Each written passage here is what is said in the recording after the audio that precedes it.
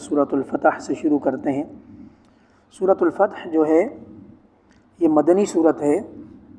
نبی کریم صلی اللہ علیہ وسلم غالباً سن 6 ہجری میں عمرہ کرنے کے لیے مدینہ منورہ سے 400 کچھ صحابہ کرام کے ساتھ نکلے۔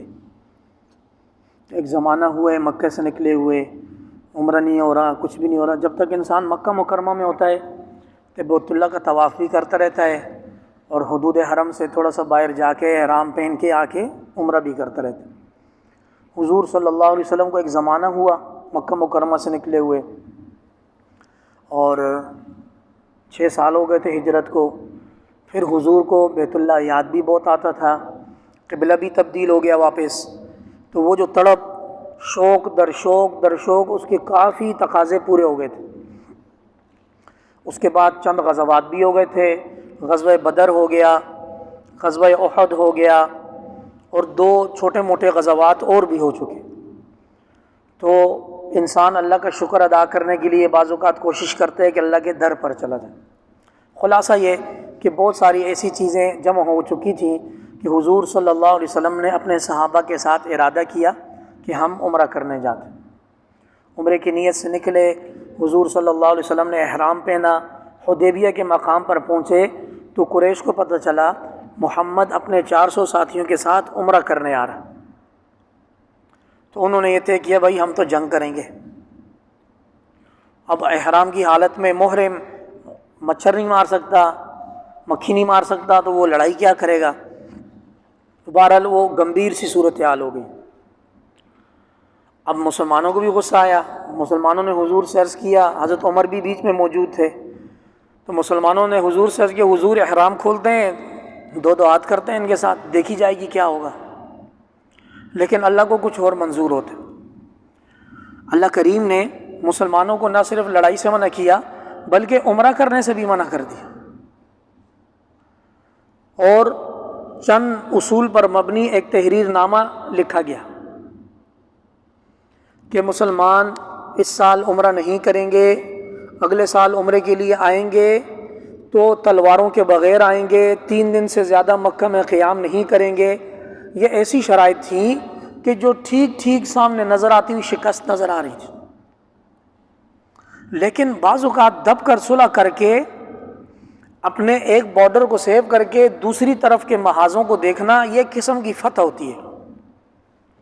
مثلاً آپ پاکستان کو دیکھ لیں، پاکستان ایک زمانے تک مغرب کی طرف سے 1400 کلومیٹر افغانستان کی بارڈر سے سیو تھا۔ پاکستان نے اپنے چند سپاہی بھی نہیں لگائے ہوئے تھے، اور سارے کے سارے سپاہی پاکستان کے اس طرف مشرق کی طرف تھے۔ چنانچہ یہ حکمت عملی پاکستان کے حق میں بہت زیادہ مناسب بہتر تھی۔ پھر حالات نے پلٹا کھایا، کچھ غلطیاں ہوئیں، ایسی غلطیاں ہوئیں کہ ہماری یہ والی سرحد تو تھی ہماری یہ سرحد بھی کھل گئی۔ پھر ادھر پاکستان کو باڑ لگانی پڑی، باڑ کا ایشو کھلا، غیر ملکی طاقتوں کو بیچ میں آنا پڑا۔ اب اس طرف پاکستان کی 1400 کلومیٹر جو سرحد ہے وہ ابھی تک سیو نہیں ہے۔ تو بعض اوقات دب کے صلح کر کے انسان کچھ اور ٹارگٹ بناتا ہے۔ صلح حدیبیہ کا حاصل یہ ہے کہ مسلمانوں نے کفار سے دب کر صلح کی۔ آپ یہ کہتے ہو اس سال عمرہ نہیں کریں گے، سب سے بڑی صلح تو یہ تھی اس سال عمرہ کیوں نہیں کریں گے بھائی؟ نہیں کریں گے، ہم نہیں چھوڑ رہے، چلو لکھو جی دفعہ نمبر 1 عمرہ نہیں کریں گے۔ اگلے سال عمرہ کریں گے تو ہتھیار ساتھ نہیں لائیں گے، صرف 3 دن تک مکہ مکرمہ میں قیام کریں گے، عمرہ کر کے واپس ہوں گے۔ چلو جی یہ بھی مان لی۔ کافروں میں سے کوئی ہجرت کر کے مدینہ جائے گا تو مسلمان اس کو واپس کریں گے، مسلمانوں میں سے کوئی مسلمان مکہ مکرمہ آئے گا تو کافر اس کو واپس کرنے کے پابند نہیں ہوں گے۔ چلو جی لکھو جی یہ بھی ہوگی۔ کیسی شرائط ہے؟ اس طرح اور ایسی شرائط تھی کہ اس کے اوپر جہاں سے شروع ہو رہا تھا اس کے اوپر لکھ رہے تھے بسم اللہ الرحمن الرحیم، تو کفار نے کہا اگر ہم اللہ کو رحمان رحیم مان لیں تو ہمارا جھگڑا ہی ختم ہو جائے گا، یہ الرحمن رحیم کاٹو۔ حاضی مصالحۃ محمد ابن عبد اللہ رسول اللہ،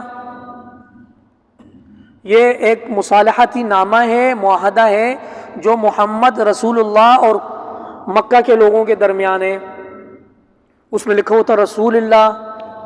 کفار نے کہا اگر ہم کو رسول ہی مان لیں تو ہمارا جھگڑا ہی ختم ہو جائے گا، رسول اللہ مٹاؤ۔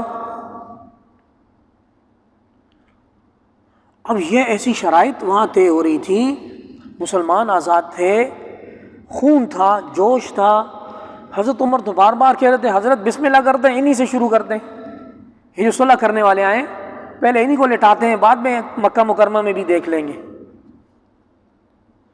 تو حضور صلی اللہ علیہ وسلم حضرت عمر کو بولتے تھے مہلن یا عمر، عمر صبر کوا، صبر کوا، تھوڑا رک جاؤ عمر، تھوڑا رک جا۔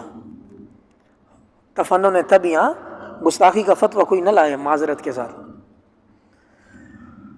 حضرت علی رضی اللہ تعالیٰ عنہ کو جب یہ شرط پتہ چلی کہ انہوں نے بولا ہے رسول اللہ مٹائیں گے، تو حضرت علی نے لکھ رہے تھے، معاہدہ لکھ رہے تھے حضرت علی، صلح حدیبیہ۔ تو حضرت علی اس شرط پر آ کر اڑ گئے، حضور کچھ بھی ہو جائے رسول اللہ نہیں مٹے گا، حضور کچھ بھی ہو جائے۔ اب ہم میں سے کوئی کم علم ہوگا یا جلدی کرنے والا ہوگا تو وہ حضرت علی کو بولے گا نا یہ گستاخ رسول ہے، حضور بول رہے ہیں، فرما رہے ہیں کہ رسول اللہ مٹا دو بھائی، صلح ہو رہی ہے، حضرت علی فرما رہے ہیں کہ کچھ بھی ہو جائے رسول اللہ نہیں مٹاؤں گا۔ لیکن سمجھدار جو مسلمان ہوگا وہ سمجھے گا کہ حضرت علی کرم اللہ وجہہ اس وقت ایک خاص کیفیت میں تھے کہ ان کے بس میں نہیں تھے کہ وہ رسول اللہ مٹا سکیں۔ چنانچہ نبی کریم صلی اللہ علیہ وسلم کا معجزہ ظاہر ہوا، حضور نے کبھی اپنے ہاتھ سے نہ لکھا، نہ کبھی مصالحت نامہ لکھا۔ حضور نے حضرت علی سے مصالحت نامہ لیا اور فرمایا لاؤ مجھے دو۔ آج سے پہلے حضور نے کبھی خط و کتابت اپنے ہاتھ سے نہیں کی، حضور املا کرواتے تھے اور لکھنے والے کاتب لکھتے تھے۔ حضور نے پہلی دفعہ اپنے ہاتھ میں وہ تحریر لی اور ایگزیکٹ وہ جگہ جہاں رسول اللہ لکھا ہوا تھا اس لفظ کو مٹا دیا، نہ کسی استاد سے پڑھا اور نہ انٹرنیٹ سے سرچ کیا، نہ گوگل سے سرچ کیا، ایگزیکٹ وہ جگہ مٹا دی کہ جو اس مصالحت کے لیے درمیان میں آڑے آ رہی تھی۔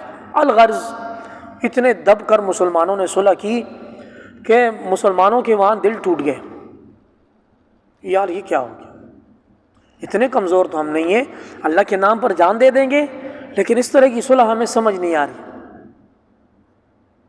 پھر اس کے اوپر چند لمحات گزرے، حضور صلی اللہ علیہ وسلم نے فرمایا بھائی احرام کھولو اور گنجے ہو جاؤ، بس عمرہ ہو گیا۔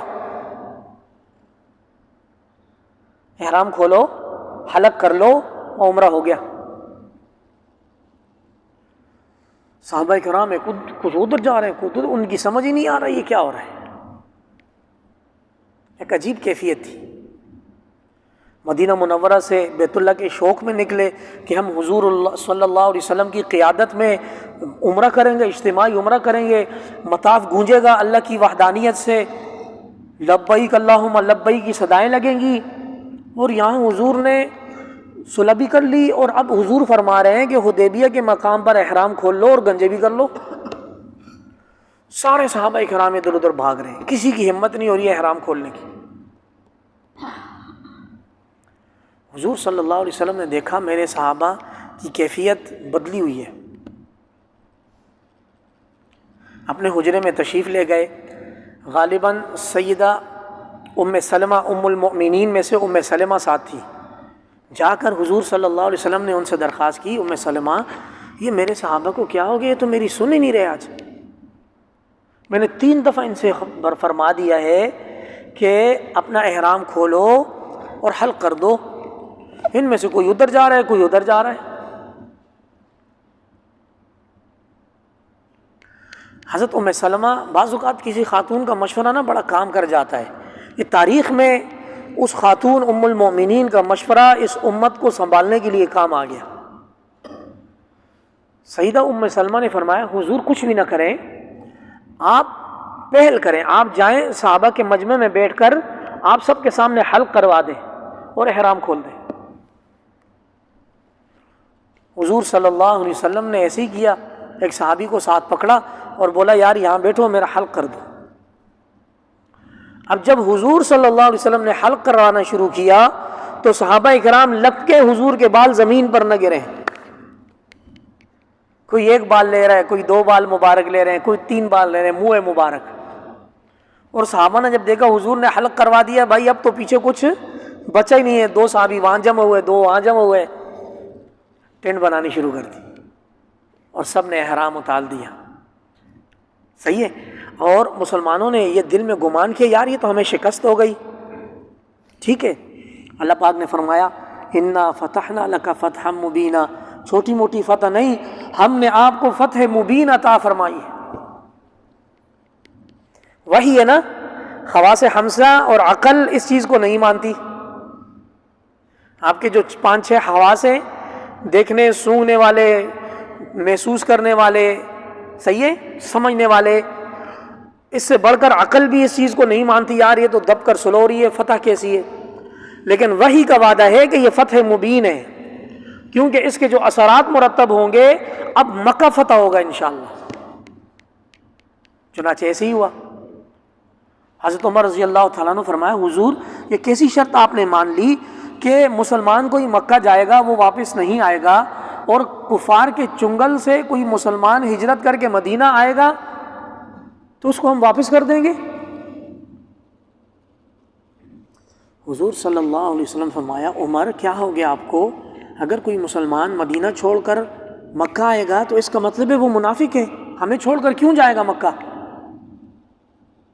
ہمیں چھوڑ کر کیوں جائیں؟ میں مدینہ میں ہوں، میرے صحابہ مدینہ میں ہیں. اگر کوئی مدینہ میں سے ہمیں اس حالت میں چھوڑ کر مکہ جانا چاہے گا، شرط یہ ہے کہ کوئی مسلمان مکہ گیا تو مکہ سے وہ واپس آنے کا پابند نہیں ہوگا، اس کو کفار روک لیں گے. تو صحیح ہے نا، جو مدینہ چھوڑ کر جا رہا ہے اس کے مطلب ہے وہ منافق ہے. حضرت عمر کو بات سمجھ آ گئی. فرمایا حضور دوسری شرط کہ کوئی مسلمان مکہ سے جان چھڑا کر ہجرت کر کے مدینہ آئے گا تو آپ اس کو کفار کو واپس کر دیں گے. یہ شرط بھی سمجھ نہیں آ رہی. حضور نے فرمایا عمر صبر کر، اللہ پاک کوئی صورت بنائیں گے، اللہ پاک کوئی. بہرحال مسلمانوں کی یہ ملی جلی جب کیفیت ہوئی تو اللہ پاک نے جس درخت کے نیچے ان لوگوں نے پڑاؤ کیا ہوا تھا نا، وہاں اللہ پاک نے بیعت رضوان کی آیتیں نازل کی. حضرت عثمان رضی اللہ تعالیٰ عنہ چلے گئے تھے مکہ مکرمہ، کسی نے یہ خبر اڑائی کہ حضرت عثمان کو کفار نے شہید کر دیا ہے. یہ ساری صلح حدیبیہ ہونے سے پہلے. تو حضرت عثمان ایک اکیلے تھے، ان کی شہادت کی خبر پھیل گئی، تصدیق نہیں ہو سکتی تھی. مسلمانوں کو جب یہ خبر پہنچی، حضور صلی اللہ علیہ وسلم نے فرمایا یہ میرا ہاتھ ہے اور یہ عثمان کا ہاتھ ہے، اور یہ عثمان میرے سے جہاد پر بیعت کر رہا ہے. آؤ صحابہ جہاد پر بیعت کریں کہ ہم یا تو ان کو ماریں گے یا اللہ کے نام پر یہاں پر مر کے جائیں گے. اللہ پاک فرماتے ہیں لقد رضی اللہ عن المؤمنین، تحقیق اللہ پاک ان مومنین سے راضی ہو گیا کہ جب وہ درخت کے نیچے آپ سے بیعت کر رہے تھے. ایک بندہ مسلمانوں کا کفار کے چنگل میں گیا اور اس کے بارے میں خبر آئی کہ وہ شہید کر دیا گیا ہے ظلماً. سارے مسلمانوں نے کہا ہم ان کی ایسی تیسی کریں گے. ہائے رے مسلمان، آج تیری غیرت کہاں مصلحت کی فائلوں میں دب گئی ہے. آج ہم باؤنڈری لائن میں بٹ گئے ہیں، پتہ نہیں کس کس میں بٹ گئے ہیں. واللہ ہی رحم فرما دے. واللہ اپنا ضمیر آج کل اتنا ملامت کرتا ہے. یہ جو میں دعا کرتا ہوں یا اللہ فلسطینیوں کی مدد فرما، فلانوں کی مدد فرما، تو ضمیر اندر سے بولتا ہے مولوی صاحب تو دنیا کا بزدل ترین امام ہے. دعا اور بد دعا بھی ایک حد تک کام آتی ہے. یہاں دعا اور بد دعا کرتے رہیں اور وہاں وہ پٹتے رہیں. 1.5 ارب مسلمان ہیں، یہاں ایک چوک میں جمع ہو کر اعتراض وہ کر دیں، جلاؤ گراؤ کر دیں، احتجاج کر دیں، کیا کر یہ کچھ بھی حل نہیں ہے. حل یہ ہے جہاں مسلمان پٹ رہا ہے وہاں کا قریبی مسلمان کھڑا ہو کہ ان کی ایسی تیسی کرے. ختم ہو گئی مصلحت. آپ یہ دیکھیں ہم اس زمانے میں روس اور یوکرین کی جنگ کا مشاہدہ کر رہے ہیں. ساری دنیا روس کو برا بھلا بول رہی ہے. روس بولتا ہے جو کرنا ہے کر لو، میں ماروں گا. کہاں ہیں آپ کے انٹرنیشنل معاہدے؟ لگاؤ روس پر پابندیاں. آپ روس کا بال بھی نہیں توڑ سکتے. وہ بولتے ہیں پابندی لگاؤ، میں تمہاری گیس کاٹوں گا، میں تمہاری ایسی تیسی کر دوں گا. سارے دبک کے بیٹھے ہوں. مسلمان پتہ نہیں کہاں سے مصلحت میں پڑ گیا۔ اللہ پاک اس بزدلی کی کیفیت سے ہمیں نجات دے دیں۔ واللہ میں بتا دوں، یہ اگر ہم اسی طرح گزرتے رہے تو ہماری اگلی نسلوں کا اللہ ہی حافظ ہے۔ ہماری اگلی نسل ٹک ٹاک پر، فیس بک پر، انسٹاگرام پر مست ہے ٹرین بنانے میں، 1 منٹ میں ٹرین بنا کے اس کو سب کچھ کر دے گی، لیکن عملی طور پر بہت پیچھے ہم لوگ۔ الامان والحفیظ۔ بہرحال مسلمانوں نے غیرت کا مظاہرہ کرتے ہوئے ایک سیدنا عثمان کے لیے 400 نے جان دینے کی بیعت کی کہ یا تو سیدنا عثمان کا بدلہ دیں گے یا ہم سب بھی جان دے کر یہاں سے واپس آئیں۔ اللہ کریم نے اس کو فتح مبین قرار دیا۔ پھر صلح حدیبیہ کے بڑے اثرات مرتب ہوئے۔ اگر آج اسی کو لے کر بیٹھ گئے تو پھر آگے اور کچھ بھی بیان نہیں ہو پائے گا۔ چنانچہ صلح حدیبیہ پر اللہ نے زندگی دی تو پھر کبھی مزید بات ہوگی کہ اس کے اثرات کیا مرتب ہوئے، اس کے بڑے زبردست اثرات مرتب ہوئے۔ اگلی سورت سورہ حجرات ہے، اور سورہ حجرات معاشرت کا نچوڑ ہے۔ اس میں مسلمانوں کو تمیز سکھائی گئی ہے کہ حضور سے کیسے بات کرنی ہے، آپس میں کیسے رہنا ہے، کسی پر بہتان نہیں لگانا ہے، کسی کا نام نہیں بگاڑنا ہے۔ یہ خاص طور پر یہ بچہ پارٹی اسکول میں مسجد کو آتے جاتے کسی کا برا نام رکھ دیتے ہیں جس سے اس کو چڑ ہوتی ہے۔ جو قرآن منع کر رہا ہے کہ کسی کا ایسا نام نہیں رکھنا ہے جس سے دوسرے بچے کو چڑ ہو، اور قومیں بھی ایک دوسرے پر فخر نہ کریں۔ یہ جو قوموں کی تقسیم ہے یہ صرف اور صرف انٹروڈکشن ہے، تعارف ہے، بھائی یہ فلاں ہیں، یہ فلاں ہیں، پتہ چلے یار یہ اس علاقے کے لوگ ہیں، بس فخر نہیں ہے۔ فخر ہے تو وہ تقوی پر ہے۔ ان اکرمکم عند اللہ اتقاکم۔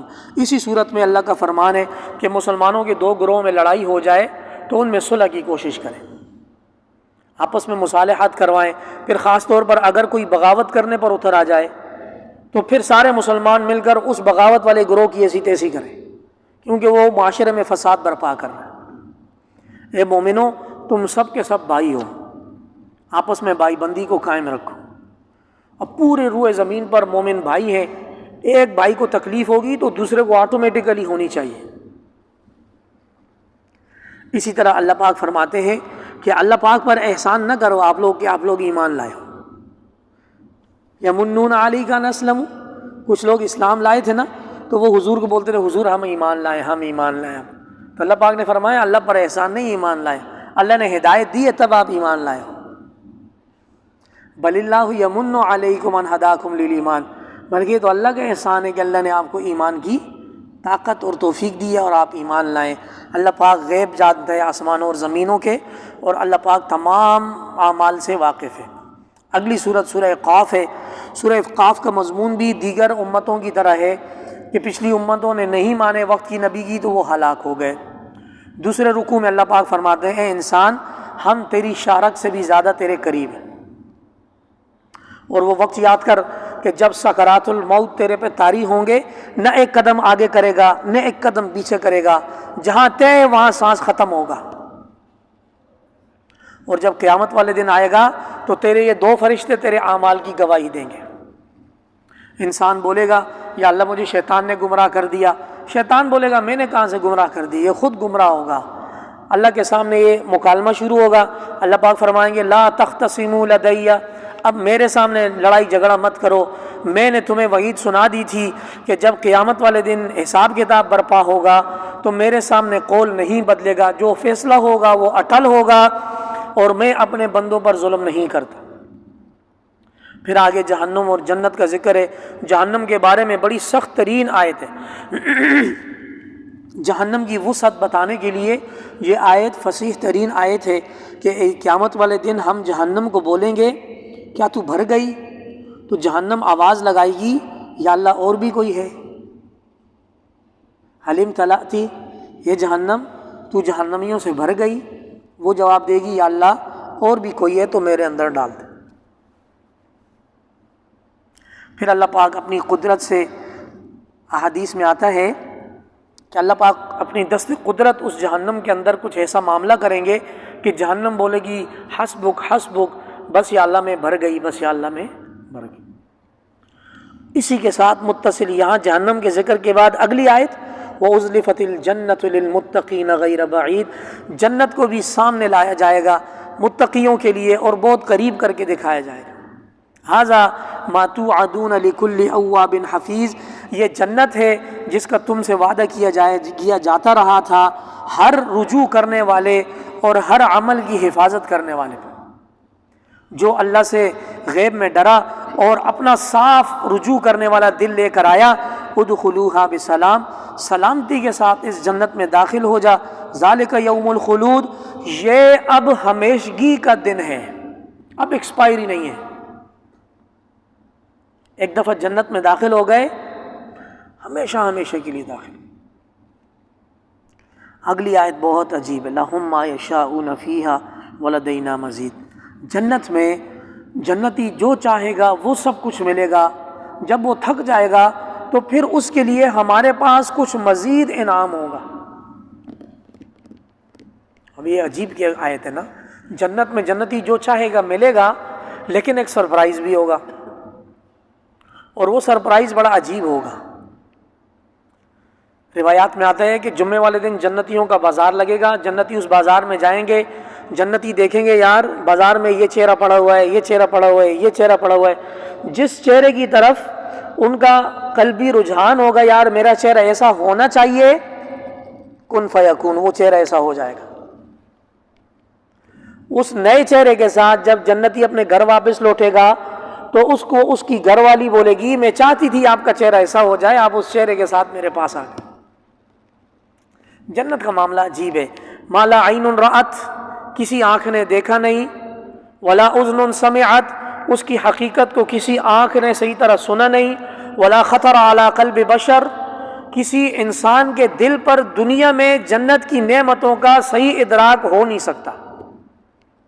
اللہ سے فضل مانگیں گے، یا اللہ یہ تیری کتاب میں بھی ہم نے پڑھا تھا، تیرے محبوب نے بھی بتایا تھا، یا اللہ اپنے فضل سے وہ دکھا دے، یہی اللہ سے تمنا کر سکتے۔ باہر کے جمعے والے دن اعلان ہوگا کہ لوگوں سب کچھ مل گیا، وہ بولیں گے جی الحمدللہ سب کچھ مل گیا۔ کہا کچھ رہتا ہے، کہا کچھ نہیں رہتا، کہ اپنے علماء کے پاس جاؤ اور ان سے پوچھو کچھ رہتا ہے۔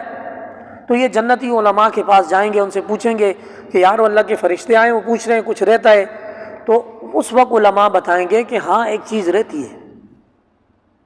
اب جنتیوں کی جنت کا سارا مزہ کرکرا ہو جائے گا، یار جنت میں بھی تک کوئی چیز رہتی ہے، ہم نے ٹیسٹ نہیں کی۔ پوچھیں گے کیا رہتا ہے، تو علماء یہ عرض کریں گے کہ یار رب تعالیٰ کا دیدار رہتا ہے، سب کچھ مل گیا ہے، ہر چیز مل گئی ہے، محلات ہیں، کیا کچھ نہیں، نہریں ہیں، دودھ ہے، شہد ہے، شراب ہے، پانی ہے، ہر چیز ہے، اور یعنی لا متناہی ہے، انلمیٹڈ ہے۔ رب تعالیٰ کا دیدار نہیں ہے، سارے جنت والے بے چین ہو جائیں گے۔ ندا لگے گی بھائی اللہ پاک کا دربار لگ رہا ہے، سب پہنچو، اللہ کا دربار لگے گا، سب پہنچیں گے۔ اللہ کی جو کابینہ اور دربار ہوگا اس میں تمام انبیاء بیٹھے ہوں گے۔ اللہ پاک نور کے 70,000 پردوں کے پیچھے خود ایک مقام پر جلوہ افروز ہوں گے۔ اس وقت یہ آنکھ نہیں ہوگی، دنیاوی آنکھ اللہ پاک کے نور کی تجلی کو برداشت کرنے کی طاقت نہیں رکھ سکتی۔ موسیٰ علیہ السلام نے درخواست کی تھی، پہاڑ نہیں ٹک سکا، موسیٰ علیہ السلام بے ہوش ہو گئے، ہم بھی نہیں دیکھ سکتے۔ لیکن جنت میں اللہ پاک وہ قوت، وہ طاقت، وہ نور عطا فرمائیں گے جس سے رب تعالیٰ کا دیدار ممکن ہوگا۔ جب وہ دربار لگے گا اللہ پاک فرمائیں گے ہمارا بندہ داؤد کہاں ہے، لحن داؤدی میں تلاوت سنائے۔ سیدنا داؤد علیہ السلام اپنی سریلی آواز میں، جیسے کہ وہ جب اپنی وَآتَيْنَا دَاوُودَ زَبُورًا زبور کی تلاوت کرتے تھے تو فضا میں پرندے رک جاتے تھے، ہر چیز پر سکتہ طاری ہو جاتا تھا جب داؤد علیہ السلام زبور کی تلاوت کرتے تھے۔ اسی وجہ سے لحن داؤدی کی اصطلاح بھی مشہور ہے۔ سیدنا داؤد علیہ السلام قرآن مجید میں سے کوئی خاص حصہ تلاوت فرمائیں گے، اس کے بعد اللہ رب العزت ہمارے آقا محمد صلی اللہ علیہ وسلم سے فرمائیں گے ہمارے محبوب یاسین سنائیے۔ نبی کریم صلی اللہ علیہ وسلم یاسین کی تلاوت کریں گے، وہ کیف ہی کچھ اور ہوگا، نہ بیان کیا جا سکتا ہے نہ اس کو جذب کیا جا سکتا ہے۔ جب سب کچھ ہو جائے گا اللہ رب العزت بنفس نفیس ذات باری تعالی، جب سب کچھ ہو جائے گا تو جناب باری تعالیٰ کی طرف سے آواز آئے گی الرحمن علم القرآن۔ رب تعالیٰ جنتیوں کو سورہ رحمان کی تلاوت کر کے سنائیں گے۔ واللہ وہ یہ کیفیت ہوگی کہ مومنین اہل جنت اللہ پاک کا دیدار کر رہے ہوں گے، رب تعالیٰ کی طرف سے سورہ رحمان کی تلاوت ہو رہی ہوگی، اس وقت جنتی کہیں گے یار کہ اس کے مقابلے میں تو جنت بھی کچھ نہیں ہے، جو لذت اب آ رہی ہے، جو کیف، سرور، لذت، مزہ، اس کو کیا تعبیر کیا جائے، جو اب فیلنگ آ رہی ہے اس کے سامنے تو جنت بھی ہے جی۔ پھر اس کے بعد مومنین کہیں گے ما وعدنا ربنا حقا، ہمارے رب نے جو ہم سے وعدہ کیا تھا ہم نے اس کو حق اور سچ اور ثابت پا لیا۔ کفار سے کہا جائے گا، جہنم والوں سے کہا جائے گا رب نے جو آپ لوگوں سے عذاب کا وعدہ کیا تھا کیا تم نے اس کو حق اور سچ پا لیا؟ وہ بولیں گے یار تھوڑا سا پانی دے دو، تھوڑا سا پانی دے دو یا تھوڑی سی نعمت دے دو۔ تو اہل جنت کہیں گے یار ہمارے بھائی ہم آپ کو لازمی دیتے، لیکن اللہ نے یہ نعمتیں جہنم والوں پر حرام قرار دی گئی ہیں۔ دنیا میں اللہ کی چیزیں حرام مان کر اس سے بچ جائیں، آخرت میں اللہ پاک بہت کچھ دے دے گا۔ تو یہ جو آیت آپ کے سامنے سورہ قاف کی ہے نا، لَهُمْ مَا يَشَاءُونَ فِيهَا، اہل جنتیوں کے لیے جو کچھ یہ چاہیں گے ان کو جنت میں ملے گا، وَلَدَيْنَا مَزِيد، اور ہمارے پاس ان کے لیے مزید ایک سرپرائز ہے جو ہم نے چھپا کر رکھا ہوا، اور وہ یہ سرپرائز ہے جو آج مسجد عاشق نے ایک فقیر کی زبانی آپ لوگوں نے سن لیا انشاءاللہ، اور آپ لوگوں میں سے اللہ کسی کو جنت نصیب کرے تو بول دیجیے گا یا اللہ ایک فقیر کو ہم نے سنا تھا جو بات کر رہا تھا، یا اللہ اپنے فضل و کرم سے وہ کہیں ادھر ادھر ہے تو اس کو بھی جنت میں لے آئیں۔ اللہ کریم وہاں جمع کر دیں بھائی۔ میرے خیال سے یہیں پر اکتفا ختم کر دیں، جنت کے تذکرے کے بعد کوئی اور تذکرہ مناسب نہیں ہے تو قرآن مجید ہے، اللہ نے موقع دیا مزید اس کی تفسیر کی جائے گی۔ تاک رات ہے، اب تک کی جو عبادت ہو گئی، اب چست ہو کر نشاط کے ساتھ چائے شائے پی کے، قہوہ شوا پی کے رات کو یا سحری میں آپ لوگوں نے آج کی رات کو انشاءاللہ زندہ کرنا ہے، کریں گے انشاءاللہ۔ آمین۔ فللہ الحمد رب السماء